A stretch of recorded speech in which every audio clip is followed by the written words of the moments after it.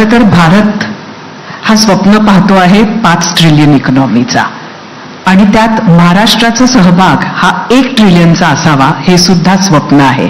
हे सगळं उद्योगाच्या भरोशावर होतंय आणि त्यामुळेच आजचं हे सत्र महाराष्ट्रासाठी, भारतासाठी अत्यंत महत्वाचं आहे. व्हिजनचा कार्यक्रम होत असताना सगळ्यात आधी आपण सर्वात जुना जो ब्रँड आहे त्याच्याकडे जाऊया. इंद्रनीलजी, जगातील सगळ्यात मोठ्या ज्या स्टार्टअप इकॉनॉमीज आहे त्यापैकी सध्या भारत एक आहे. मात्र हे सगळं होत असताना आपण बघितलंय की अनेक जुने उद्योग हे मात्र मागे पडत चालले. त्यातील काही बंद सुद्धा झाले आणि त्यात खाद्यपदार्थाचे उद्योग सुद्धा आहेत. पण चितळ्यांबरोबर असं झालं नाही. उलट तुम्ही नवनवीन होरायझन स्केल करू लागलात. तर हे कसं साध्य झालं? तुम्ही या नव्या युगात कसं टिकलात? काय बदल घडला? सर्वप्रथम मी असं म्हणेन की खाद्यपदार्थाचा जो व्यवसाय आहे तर त्या व्यवसायाला एक गोष्ट चांगली, कन्झम्पशन जोपर्यंत माणूस आहे तोपर्यंत कायम होत राहणार आहे. तर त्यामुळे मार्केटच कमी झालंय असा प्रॉब्लेम कुठेतरी झालेला नाही. मग जेव्हा मार्केट कमी होत नाहीये, वाढतंय, आणि ते वाढत असलेल्या मार्केट प्लेसमध्ये वेगवेगळ्या पद्धतीने मग फ्री ट्रेड अग्रीमेंट्स असो, एक्सपोर्ट्स असो, किंवा भारताचे GDP वाढत असताना जे पर कॅपिटा इन्कम वाढतंय त्याच्याने जे कन्झम्पशन वाढणार आहे, हे सगळे जेव्हा लिव्हर्स असतील तर त्या लिव्हर्समध्ये तुमची उपलब्धता वाढवता आली तर तुम्हाला मार्केट वाढवणं किंवा तुमचा व्यवसाय वाढवणं हे सहज शक्य असं कुठेतरी वाटतं. त्यात गरज फक्त एवढीच आहे की काळानुसार अवेलेबिलिटी कशा पद्धतीने बदलायला पाहिजे आणि ते करताना काय महत्वाचे घटक आहेत जे रिटेन केले पाहिजेत आणि काय सोडून द्यायला पाहिजेत ह्याच्यावरती कुठेतरी माझ्या मते चितळे कुटुंबियांनी खूप चांगला विचार केला. त्याकरता जे काही नवीन विचार मांडले गेले पुढच्या पिढीकडनं त्याला प्रोत्साहन दिलं गेलं आणि त्यामुळे कुठेतरी रेलेव्हंट राहायचा कायम जो प्रयत्न आहे तर तो आम्ही त्या पद्धतीने जात असतो पुढे, की जिकडे चॅलेंजर ब्रँड म्हणूनच आम्ही कायम स्वतःला ट्रीट करतो. आणि अशी 2-3 म्हणजे काय असे ती पावलं होती, म्हणजे कुठले असे सजेशन्स होते जे आधीच्या पिढीनं मान्य केलेत? माझ्यामध्ये ज्याच्यामुळे मी थोडाफार फेमस झालो आणि तो पण तुमच्या चॅनल थ्रूच, तो म्हणजे जेव्हा मी 1 ते 4 बंदचा विषय थांबवला की तो विषय जेव्हा बदलला तर त्यानंतर कुठेतरी चितळे बंधूंना प्रोडक्ट विकण्यात इंटरेस्ट आहे हे कस्टमरलाही कळलं.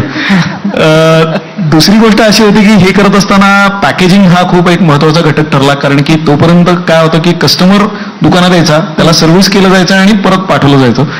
तर इन कंपॅरिझन कस्टमर आता वेगवेगळ्या माध्यमांमध्ये उपलब्ध आहे, कारण की आज ई-कॉमर्समध्ये जाऊ शकतो, मॉडर्न ट्रेडमध्ये जाऊ शकतो, जनरल ट्रेडमध्ये जाऊ शकतो. आज क्विक कॉमर्समधनं 10 मिनिटात कुठूनही डिलिव्हरी कधी कधी जाते कस्टमरला. तर या सगळ्या वेगवेगळ्या माध्यमात तुमची अवेलेबिलिटी करण्याकरता पॅकेजिंग खूप एक महत्वाचा भाग ठरला की जो आम्ही आमच्या इन्फ्रास्ट्रक्चरमधनं अचीव्ह केला.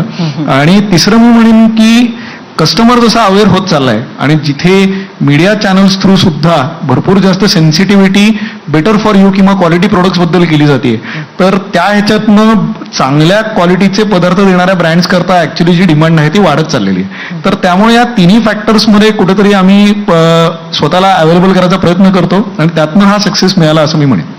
नक्कीच. अर्पितजी, पुढचा प्रश्न तुमच्यासाठी.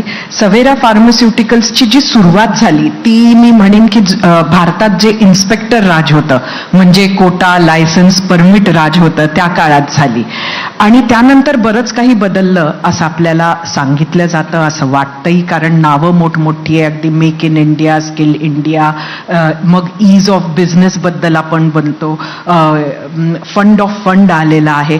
तर अशा बऱ्याच गोष्टी होतात ते तसं वाटतंय. पण जमिनीवर जर बघितलं तर एकीकडे आपण स्टार्टअप इंडिया वगैरे म्हणतोय, पण 5 वर्षात फेल होणाऱ्या स्टार्टअपचा रेट हा भारतात 90% आहे असं रिपोर्ट सांगतो. त्यामुळे खरंच काही बदल झालाय का, की ही नावं फक्त गोंडस नावं आहेत आणि बिझनेस करताना त्याच जुन्या अडचणी आहेत का? खरं म्हणू तर it is I think a revolution in India, की ॲट वन टाईम जेव्हा आपण एम्प्लॉयमेंटसाठी लोक शोधत होती, आज Tier 2, Tier 3 सिटीजमधून स्पेशली यंगस्टर्स पुढे येऊन कंपनीज स्टार्ट करत आहेत. They are not becoming employees, they are becoming job givers. I think हा सगळ्यात पहिलं इंडिकेटर ऑफ सक्सेस आपण बघायला पाहिजे. सेकंड, मला वाटते आपण कधी कधी ब्लाइंड साइडेड होतात when we look at big companies, specially from big cities. जर आपण टियर 2 टियर 3 कंपनीज सिटीजमध्ये आले आणि तिकडे जर स्टार्टअप्स बघितले तर आपण बघतील की there are startups who are working with manufacturing companies, there are startups that are working with OEMs, defence बरोबर काम करतायत, रिसर्च करतायत, रेल्वेज बरोबर काम करतायत. तर I think true shining India आपल्याला तिकडे दिसते आहे. स्टार्टअप पॉलिसी आज भारताला का खूप इम्पॉर्टंट आहे, कारण की काही टेक्नॉलॉजीज असतात विच आर एक्सप्लोरेटरी. त्याला इंट्रिन्सिक व्हॅल्यू टाकणं खूप डिफिकल्ट असते, त्याला अंडरराईट करणं as a bank next to impossible असते. आज स्टार्टअप इंडिया मुळे VC कॅपिटल वाढलेलं आहे, प्रायव्हेट इक्विटी कॅपिटल आलं आहे आणि कुठल्याही ऑन्टरप्रेनरला आज ॲक्सेस टू कॅपिटल हा खूप इम्पॉर्टंट आहे. तर आय वुड से खरोखर जर स्टार्टअप इंडियाचा सक्सेस वेगळ्या लेन्सने बघितला, which is number 1 tier 2 tier 3 सिटीजमधून किती ऑन्टरप्रेनर्स आले आहेत, नंबर 2 ॲक्सेस टू कॅपिटल किती सोपा झाला आहे, अँड नंबर 3 ते 10% जे सक्सेसफुल झाले आहेत ते किती टँजिबल इम्पॅक्ट करतायत. जर हे बघितलं तर I think we have done phenomenal in the last. पण ईज ऑफ बिझनेस खरंच आले का? मी महाराष्ट्र स्पेसिफिक बोलतो. आय थिंक एक गोष्ट where I see specifically policy related and digitisation related, जर आपण महाराष्ट्राची इंडस्ट्री पॉलिसी बघितली, it's a very forward thinking policy. त्याच्यामध्ये अँकर युनिट्स आणि MSMEsला अनेक इन्सेंटिव्ज आहेत. एक्झिक्युशनमध्ये I think there can be an improvement. Similarly digitisation जेव्हा मी म्हणतो, जिकडे ease of doing business is very important, Maitri 2.0 is a fantastic portal आणि आय थिंक 5 वर्षामध्ये हा एक स्टँडर्ड बनेल, specially Maitri 2.0 for other states to follow, की महाराष्ट्र कसं सिंगल विंडो क्लिअरन्स करते आहे for mega projects and for small scale industries. प्राजक्ताजी, मी आपल्याकडे येते. मला वाटतं ही दोघंही तुम्हाला सांगतील की एखादा बिझनेस करणं हा फुल टाईम जॉब असतो, पण तुमचं अभिनेत्री म्हणून सुद्धा करिअर जोरात सुरू आहे आणि तुम्ही त्यात हा बिझनेस सुरू केलाय, तर हे कसं शक्य होणार? अतिशय महाराष्ट्राची नाळ जोडलेला असा हा ब्रँड आहे, त्यामुळे जेवढा आपला मराठी दागिने आणि अलंकार जे काळाच्या पडद्याआड गेलेत त्यांना पुन्हा पुनरुज्जीवित करण्यासाठीच या ब्रँडची स्थापना झालेली आहे. कारण दागिने जे आहेत मराठी दागिने आणि तेही 100 वर्ष आणि त्याहून जुने असेच दागिने आपण आपल्या ब्रँडमध्ये इन्कॉर्पोरेट केलेले आहेत.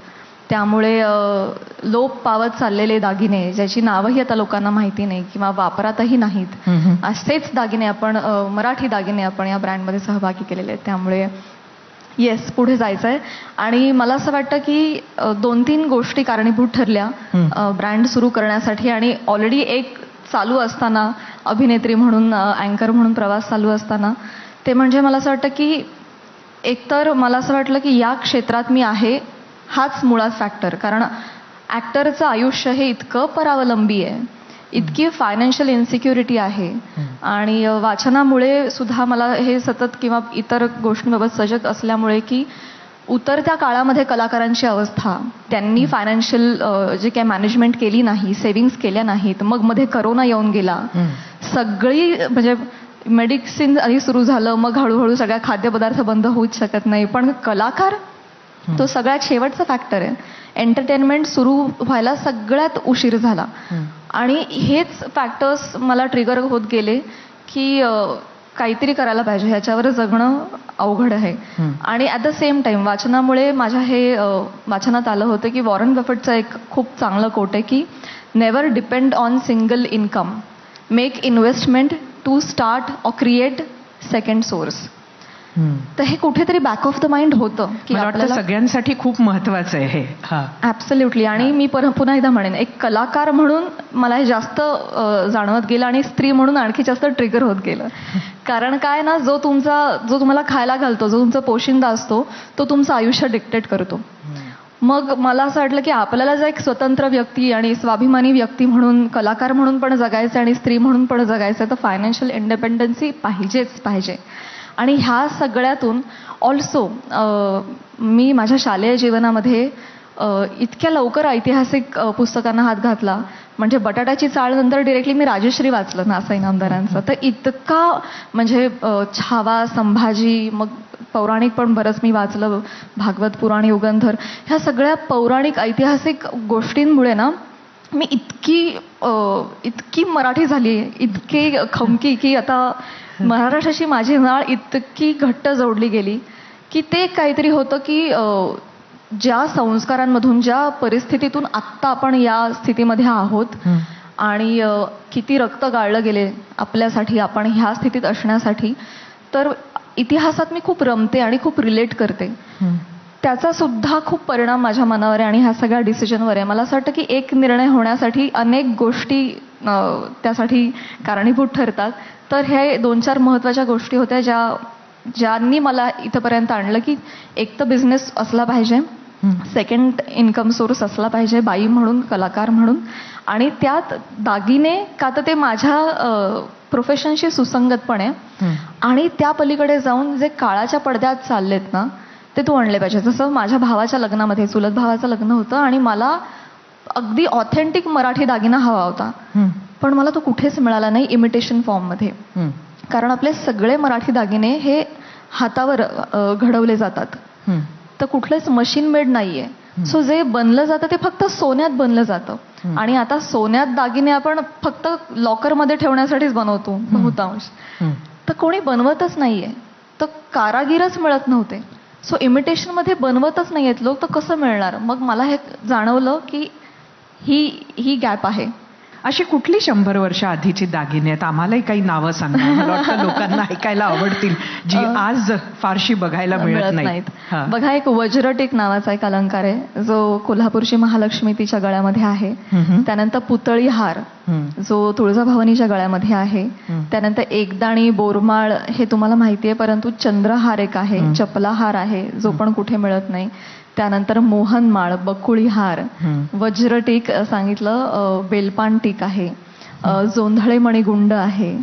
हे सगळे दागिने लोकांना, काही लोकांना ऐकिवात माहिती आहेत, अष्टपैलू कंठी वगैरे, किंवा आज्या बिज्या पणज्यांच्या गळ्यामध्ये होते, परंतु आता नाहीच आहेत. नमस्कार तोडे, शिंदेशाही तोडे, गजरी पैंजण, किंवा खूप नथींचे प्रकार आहेत, मयूर नथ, मोती नथ, कोल्हापुरी नथ, मराठा नथ, एवढे प्रकार असतात. हेच मला देखील माहिती नव्हतं, एवढे वर्ष इंडस्ट्रीत काम करून देखील. तर या निमित्तानं ते समोर आलं. नक्कीच फार इंटरेस्टिंग उत्तर होतं खरं तर हे, आणि मला वाटतं किती कारणं असू शकतात एखाद्या व्यक्तीला उद्यमशील होण्यासाठी ते सुद्धा आज कळलं.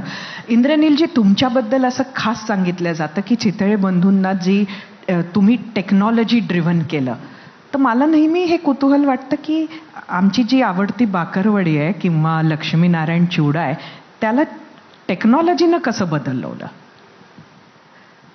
काही भाग आपण आता व्हिडिओमध्ये पाहिलाच, पण माझा तुम्हाला सगळ्यांना इन्व्हिटेशन पण आहे की तुम्ही फिजिकली बघायला या एकदा आमचा प्लांट. माझ्या मते काय की फूडचा जर का व्यवसायच पकडायला गेला तर भरपूर वेळा we are always trying to sell nostalgia, आणि नॉस्टॅल्जिया बरोबरच कल्चर पण येत असतं, आणि ते कल्चर वारंवार त्याच पद्धतीने देत राहणं हे त्या पॅकेजिंगचं काम असतं. आणि त्यामुळे जेव्हा स्केल वाढते तर तेव्हा भरपूर वेळा ह्युमन एरर जो असतो तो येऊन आम्हाला 2 पद्धतीने त्रास देऊ शकतो. एक म्हणजे कम्प्लायन्सच्या बाबतीत आणि दुसरं क्वालिटी कंट्रोलच्या बाबतीत. त्यामुळे ते ओव्हरकम करण्याकरता खरं सांगायचं तर आम्हाला टेक्नॉलॉजी सर्वात जास्त गरज पडते.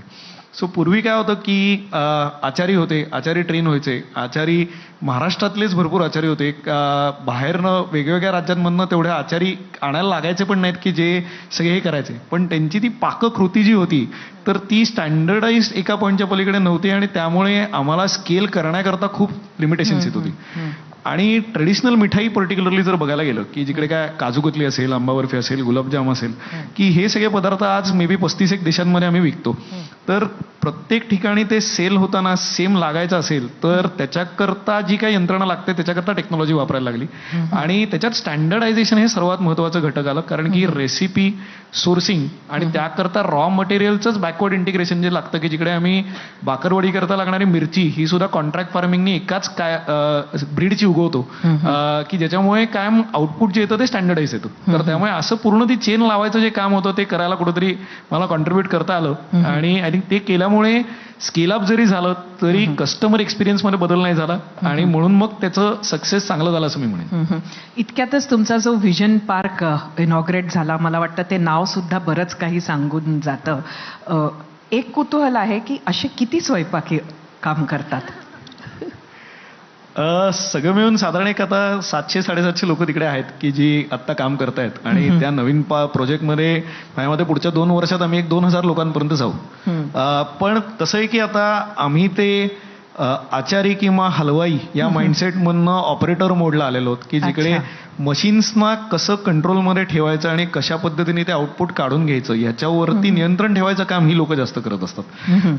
आणि विजन पार्कचा सिग्निफिकन्सच तो होता कारण की गेल्या काही वर्षात जो बदल झालाय की जिकडे 90हून जास्त टक्के वेळा आम्हाला आमचा कस्टमर दिसतच नसतो, त्याला फक्त ब्रँडचं पॅकेट दिसत असतं. तर त्याच्यामुळे त्या कस्टमरला ब्रँडबद्दलची ऑथेंटिसिटी कशी भासून द्यायची आणि कशी समजून द्यायची ही ट्रान्सपरन्सी फूड बिझनेसेसच्या बाबतीत कुठे ना कुठेतरी कायम शंकास्पद असतेच. तर ती इम्प्रूव्ह करण्याकरता ही विजन पार्क प्रकल्प जो आहे तो आम्ही बांधलेला आहे. त्याच्यात आम्ही प्रत्येक फ्लोअर की जो एक फ्लोअर 40-50 हजार स्क्वेअर फूटचा आहे तर त्याच्यात एलिव्हेटेड वॉकवेज केलेले आहेत की ज्याच्यातनं प्रत्येक process through customer actually walk through करू शकतो की ज्याच्यात मग काजू कतली कशी बनतेय, चिवडा कसा बनतोय, बिंच बार्स कसे बनतायत, बाकरवडी कशी बनते किंवा शेव कशी बनते, हे सगळे प्रोसेस एलिव्हेटेड वॉकवेज मधनं बघू शकतात. आणि कधीही येऊन कधीही ते बघण्याची जी ॲबिलिटी आहे की जिथे we are open to our customers to come audit us any time, या पद्धतीची ट्रान्सपरन्सी आम्हाला कस्टमरला एनेबल करायची आहे. आणि त्याचबरोबरीने कस्टमर बरोबर एक संवाद चालू ठेवायचा आहे कारण की आता नाहीतर सेलच्या वेळी संवाद होत नाही तर मग आमच्याकडे येऊन आम्ही काय नवीन करायला पाहिजे, काय बदल करायला पाहिजेत, काय सुधारणा करायला पाहिजेत हेही कॉन्व्हर्सेशन करता येतं. तर या दृष्टीने हा प्रकल्प पूर्ण उभा केलेला आहे. फार्मा इंडस्ट्री भारताची खूप मोठी आहे, मोठी एम्प्लॉयमेंट तुम्ही लोक जनरेट करता आहात. पण अजूनही असं आपण बघतो की असं सांगितलं जातं की जे ॲक्टिव्ह फार्मास्युटिकल इन्ग्रेडियंट्स आहेत त्याच्यासाठी आजही आपण चायनावर प्रचंड प्रमाणामध्ये डिपेंडंट आहोत. एवढंच नाही तर वेगवेगळ्या देशांचे जे क्वालिटी कंट्रोल आहेत किंवा त्यांचे जे कंप्लायन्सेस आहेत फार्मा इंडस्ट्रीसाठी त्याच्यासाठी बराच स्ट्रगल अजूनही आपल्याकडल्या कंपनीजला करावा लागतो. तर कुठेतरी ही जी तफावत आहे म्हणजे एकीकडे आपल्यासाठी ट्रीटमेंटसाठी लोक येतात पण जेव्हा आपण जगात कुठेतरी जातो तेव्हा आपल्या प्रोडक्शनची लेवल ही ती नाही आहे जी अपेक्षित आहे. हे का होत आहे, आपली काय अडचण आहे? मॅडम 2 प्रश्न आहेत. मी पहिला प्रश्नाचं उत्तर देतो विच इज रेग्युलेशनमध्ये गॅप दिसतो आहे आणि ग्लोबल कंप्लायन्स वर्सेस इंडियन कंप्लायन्समध्ये हा गॅप का आहे. आय थिंक पहिलं तर ह्या गॅपच्या क्वेश्चनला let us put a little facts in this place. India has the largest number, इंडियामध्ये सगळ्यात जास्त number of USFDA approved manufacturing units आहेत आउटसाइड ऑफ USFDA. म्हणजे प्रायमरीली जर मी व्हॉल्यूम बघितलं तर India is exporting the maximum number of pharmaceutical products. आज maximum export of pharmaceutical products जर US मध्ये होतोय दॅट इज थ्रू इंडिया.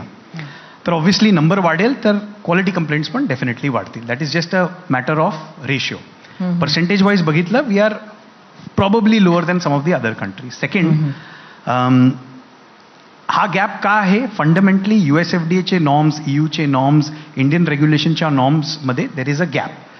हा गॅप का एक्झिस्ट होतो? कारण की फंडामेंटली तिकडे cost of medicine, cost of acquisition is high, plus एक बॅरियर पण बनवते.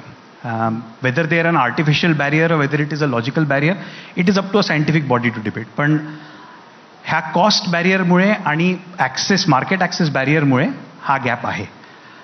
लास्ट 3 वर्षामध्ये इंडियन FDAने खूप सुंदर इनिशिएटिव्स घेतले to upskill and to upgrade manufacturing, domestic manufacturing abilities. ह्याच्यामध्ये त्याने कॅपिटल ग्रांट दिलेले आहेत, ट्रेनिंग ग्रांट्स दिलेले आहेत आणि टाईम पण दिलेले आहेत स्पेसिफिकली MSMEsना की तुम्ही ह्या टाईममध्ये ग्लोबल स्टँडर्डपर्यंत पोहोचून जा. प्राजक्ताजी, मी खरं तर ब्रँड हा खूप महत्त्वाचा असतो. ह्या दोघांना त्यांचा ब्रँड प्रमोट करताना एखाद वेळेला मॉडेल्सची गरज पडू शकते, पण तुम्ही स्वतःच एक ब्रँड आहात, एक ॲक्ट्रेस म्हणून. तर प्राजक्ता माळी असण्याचा प्राजक्त साजला किती फायदा झाला? डेफिनेटली फायदा झाला. कारण तुमचं सोशल मीडिया एक अकाउंट असतं, सेट असतं, तुमचा एक प्रेक्षक वर्ग सेट असतो अभिनेत्री म्हणून काम केल्यामुळे. त्यामुळे त्या लोकांपर्यंत तुम्ही इझिली पोचू शकता किंवा त्या लोकांना इझिली केटर करू शकता. तर आणि मॉडेल म्हणून फेस जेव्हा आपण तो प्रचलित फेस वापरतो अर्थातच तो जास्त अप्रिशिएट पण होतो. पण डेफिनेटली मी आत्ताच आमचा 2 दिवसातच एक फोटोशूट लाईनअप आहे आणि त्यामध्ये मी फोटोशूट करत नाही आहे, आम्ही मॉडेल्स बरोबर फोटोशूट करतोय. आणि हेच मी त्यांना आता विजन दिलं की आता मला सोडून तुम्ही तुमच्या पायावर उभं राहायला पाहिजे. माझ्या चेहऱ्याची कुबडी न वापरता प्राजक्त साज म्हणून तुम्ही तुमचा रीच वाढवला पाहिजे. सो 2 मॉडेल्स बरोबर शूट करतोय ज्यात मी नाहीये. तुम्हाला ॲक्ट्रेस म्हणून बरंच ट्रोलिंग फेस करावं लागलं. आता त्याच सोशल मीडियाचा तुम्ही वापर करत आहात तुमच्या ह्या प्रमोशनसाठी. तर एक ॲक्ट्रेस म्हणून सोशल मीडियाची स्ट्रॅटेजी आणि एक बिझनेस वुमन म्हणून सोशल मीडियाची स्ट्रॅटेजी यात काही बदल आहे का? काय विचार करता तुम्ही ते करताना? बघा, हा खूप मोठा विषय आणि खूप फॅक्टर्स इनकॉर्पोरेटेड आहेत. पण एक महत्त्वाचे 4-5 मुद्दे मी बोलू इच्छिते. डेफिनेटली सोशल मीडिया थ्रू तुम्ही एका क्लिकवर, एका पोस्टमुळे लाखो करोडो लोकांपर्यंत पोचता. आणि नाटकात मी काम करत नाही, आम्हाला प्रेक्षकांच्या ज्या रिॲक्शन्स येतात, प्रतिक्रिया असतात, त्यासुद्धा आम्हाला सोशल मीडियावर वाचायला मिळतात. त्यामुळे तो सुद्धा एक खूप चांगला कनेक्ट आहे. अपडेट लोकांना आपल्या आयुष्याविषयी अपडेट्स देण्यासाठी हे खूप मोठं चांगलं माध्यम आहे. आणि ते एक कमाईचं पण साधन आहे. कितीतरी कोलॅबोरेशन्स ॲक्टर म्हणून मी करते ज्याची कमाई मला सोशल मीडिया थ्रू येते, किंवा कितीतरी यूट्यूबर्स, इन्फ्लुएन्सर्स आहेत जे खरंच लाखोंमध्ये कमवतात सोशल मीडिया थ्रू. तर ही अतिशय चांगली गोष्ट आहे. म्हणजे आमचा सुद्धा ई-कॉमर्स बिझनेस आहे ना. आम्ही अजूनही फिजिकल स्टोअर आमचा नाहीच आहे. तर म्हणायला गेलं तर आम्ही सुद्धा खूप जवळचे आहोत सोशल मीडियाच्या, अगदी जवळ. आणि ते किती वेळ द्यावा लागतो तुम्हाला तुमच्या या बिझनेससाठी? आणि किती वेळ तुम्ही दिवसाचा ॲक्टिंगला देता, किती वेळ बिझनेसला देता? मी खरं सांगू, मी अशी टीम बनवली आहे की कमीत कमी माझा वेळ ते कन्झ्युम करतील. सो मी रिसर्च भाग आणि अप्रुव्हल जो भाग आहे ना, तो फक्त माझ्या हातात ठेवलेला आहे. जो दागिना येतो तो आधी माझ्याकडे येतो. मला वाटतं हे मी कधीतरी मुकेश अंबानींना बोलताना ऐकलंय. सुपरविजन म्हणजे जोपर्यंत मी अप्रूव्ह करत नाही तोपर्यंत, किंवा मी वापरत नाही 15-1 दिवस, तोपर्यंत तो बाजारात येत नाही. सो ती एक महत्त्वाची गोष्ट.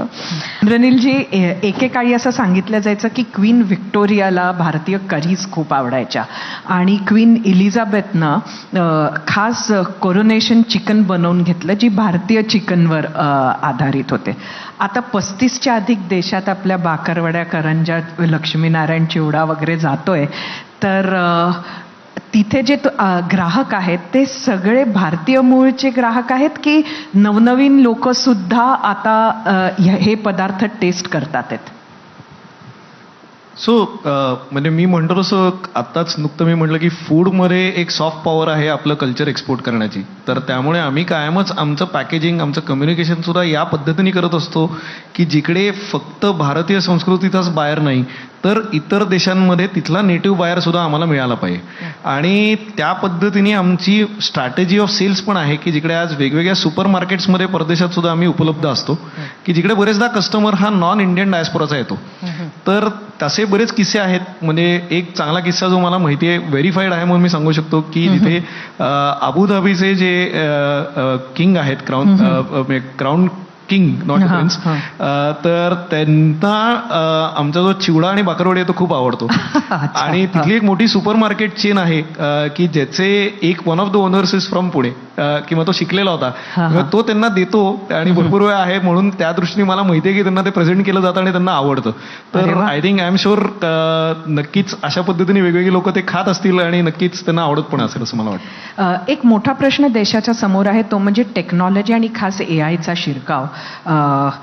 कुठंतरी तुमच्या इंडस्ट्रीमध्ये आता कमी लेबर लागतंय का तुलनेनं टेक्नॉलॉजीमुळे? म्हणजे एकीकडे देशात बेकारी आहे म्हणून हा गंभीर विषय आहे देशासाठी. मला असं नाही वाटत की लेबर कमी लागतंय. मी उलटं म्हणतो की डिग्निटी ऑफ लेबर ही टेक्नॉलॉजीमुळे इम्प्रूव्ह झालेली आहे. तर त्यामुळे लेबर किंवा एसेन्शियली जे कॅटेगरी A to B जाणारे जे वर्किंग क्लास आहे की जो फार्मिंग जॉब्सवरनं इंडस्ट्रियल जॉब्सला जातो, त्यांना जर योग्य पद्धतीने ट्रेनिंग दिलं गेलं की जिकडे टेक्नॉलॉजी हार्नेस करायची यंत्रणा त्यांना शिकवली तर माझ्या मते विथ टेक्नॉलॉजी त्यांची प्रोडक्टिव्हिटी एकाची 10 होऊ शकते. तर त्यामुळे तेवढीच लोक एम्प्लॉय केली जातील, फक्त त्यांच्याकडनं जास्त प्रोडक्टिव्हिटी काढली जाईल आणि कमी एररची काढली जाईल असं मला वाटतं. आज आपण जर ग्लोबली पण बघितलं, मॅक्सिमम ॲक्विजिशन्स जे होत आहेत specifically in product development, in research, in new molecular development, हे सगळे छोट्या कंपनीज होत आहेत. Startups are getting acquired by giants. आणि हे पॉसिबल झालं आहे एआयमुळे. पहिलं जे कॉस्ट लागायचे, weather it is for the engines, weather it is for the amount of research backend तो आज खूप कमी झालेला आहे because of the presence of AI and technology. पण त्याचा परिणाम लेबरवर झालाय का? नंबर ऑफ पीपल जे तुम्हाला आधी लागायचे आणि आता लागतात त्या सेम कामासाठी, त्यावर परिणाम झालाय का? इंट्रिन्सिकली नाही मॅडम. का? कारण की फार्मास्युटिकल मॅन्युफॅक्चरिंगला मॅन्युअल इंटरव्हेन्शन किंवा मॅन्युअल ओव्हरलुकिंग इनफॅक्ट खूप गरजेची आहे. म्हणजे वाईल प्रोसेस ऑटोमेट झाला असेल, तुम्हाला to sign off be pharmacist लागतोच. तुम्हाला साइन ऑफ करायला whether it is manufacturing, whether it is testing, त्याच्यामध्ये तुम्हाला बॅचलर ऑफ सायन्स किंवा सायन्स ग्रॅज्युएट लागतोच. इंद्रनीलजी, माझ्याकडे जर बाकरवडीचं पॅकेट आलं ना, तर पहिले मी अर्ध्या दिवसात अर्ध पॅकेट संपवते आणि त्याच्यानंतर कॅलरीजवर काळजी करायला सुरुवात करते. पण तुम्ही असंच तुमच्या खाद्यपदार्थांवर तुटून पडता का आमच्यासारखं? ते इंग्लिशमध्ये एक म्हण आहे ना की balance diet is cakes in both hands, तसं मी म्हणतो की balance diet is bakarwadi in both hands. बरं. प्राजक्ता, बिझनेस नवा आहे, त्यामुळे तुम्ही दोघं तिला एक एक बिझनेस टिप काय देणार? Yes, thank you so much. So fortunately मला आय हॅव बीन प्रिव्हिलेज की मी 2 ज्वेलरी ब्रँड्समध्ये आतापर्यंत इन्व्हेस्ट केलेले आहे आणि पैसे पण कमवले येतात ना. तर त्यामुळे what I have seen is की the disruption that modern day brands can do with social media हे खूप अमेझिंग आहे. आणि त्यामुळे त्याचा वापर करून खूप कमी मार्केटिंग कॉस्टमध्ये खूप जास्त लोकांपर्यंत तुम्ही पोहोचू शकता. तर त्यामुळे तुम्ही प्रोडक्ट डेव्हलपमेंटवर फोकस करा, कारण की मार्केट प्लेस तर रेडी आहे. तर त्यामुळे त्याच्यात जास्तीत जास्त इन्व्हेस्टमेंट केली पाहिजे असं मला वाटतं. वा दादा वा. वा दादा वा. अर्पित, आय थिंक मॅममध्ये पॅशन दिसतो आहे, specially in the field that she is there. आणि इंडिजिनियस प्रॉडक्ट्सला पुढावा देणं, this is a very difficult task and she is taken that up. I would say ह्याला ग्लोबल स्टेजवर कसं आणू शकतो, there is a big opportunity there. कारण की ग्लोबली आम्ही बघितलं आहे, people are opening up to Indian ethos, people are opening up. Kolhapuri चप्पलचं example केवढं सिम्पल आहे. तर आय थिंक ह्याच्यामध्ये ग्लोबल पोटेन्शियल खूप दिसते. आपल्या तिघांचे खूप खूप धन्यवाद. सगळ्या प्रश्नांची आपण उत्तरे दिलीत आणि मला वाटतं की महाराष्ट्राचे जे येणारी पिढी आहे, बिझनेसमॅनची, एंटरप्रेन्योर्स जे आहेत, त्यांना नक्कीच आज इकडनं भरपूर टेकअवे मिळाला आहे. धन्यवाद परत एकदा. खूप खूप धन्यवाद Thank you. Kaushik Thank you. Madam. धन्यवाद ABP माझा.